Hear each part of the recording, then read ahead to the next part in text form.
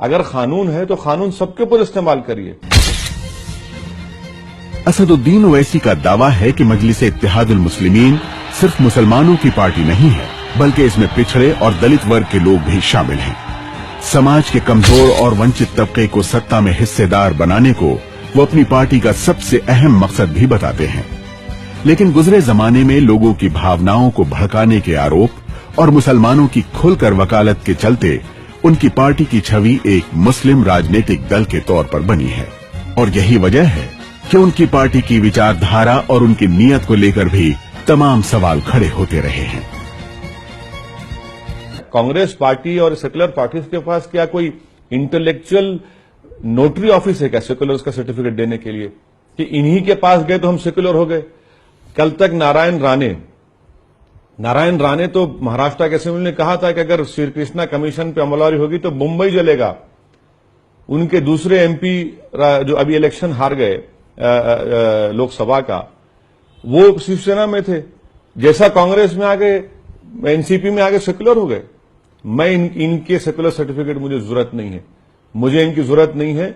हम अपना काम करेंगे और आवाम हमको पसंद करेगी, वोट डालेंगे। मगर ये पैट्रोनाइजिंग एटीट्यूड, ये फ्यूडलिस्टिक एटीट्यूड है कि भाई हम ही सब बड़े हैं, वो गया जमाना, ये नया हिंदुस्तान है। ये असदुद्दीन ओवैसी ने साल 2004 में पहली बार हैदराबाद से लोकसभा का चुनाव लड़ा और जीत गए। उसके बाद से लगातार वो 3 बार यहां से चुनकर लोकसभा में पहुंचते रहे हैं। असदुद्दीन के पहले उनके पिता सलाउद्दीन ओवैसी भी लगातार 6 बार लोकसभा के सांसद रह चुके हैं हैदराबाद से। जाहिर है हैदराबाद और उसके आसपास के इलाके में ओवैसी और उनकी पार्टी का दबदबा कोई नहीं तोड़ सका है। साल 1984 के बाद से हैदराबाद लोकसभा सीट पर एमआईएम का कब्जा है। हैदराबाद और आसपास के इलाकों में आज भी ओवैसी बंधुओं की सियासी ताकत का कोई तोड़ नहीं ढूंढा जा सका है।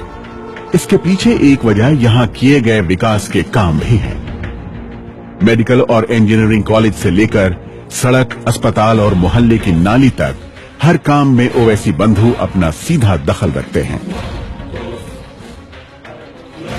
एमआईएम के दफ्तर के दरवाजे क्षेत्र के लोगों के लिए हमेशा खुले रहते हैं और इसीलिए पार्टी का काम जमीन पर नजर भी आता है।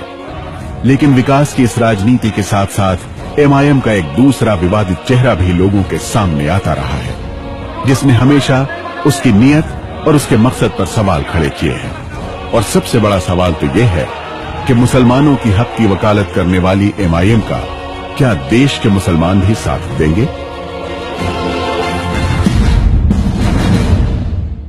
एक माइनॉरिटी पार्टी है जो माइनॉरिटी के कॉज को एस्पॉज भी करती है और रूलिंग पार्टी बीजेपी की बिटर अपोनेंट रहने के बावजूद भी वो कामयाब होती है। ये हमारी डेमोक्रेसी की कामयाबी है। बजाय इसको बताने पूरे साउथ एशिया के पूरे ऐसा बता रहे हैं कि आसमान गिर गया।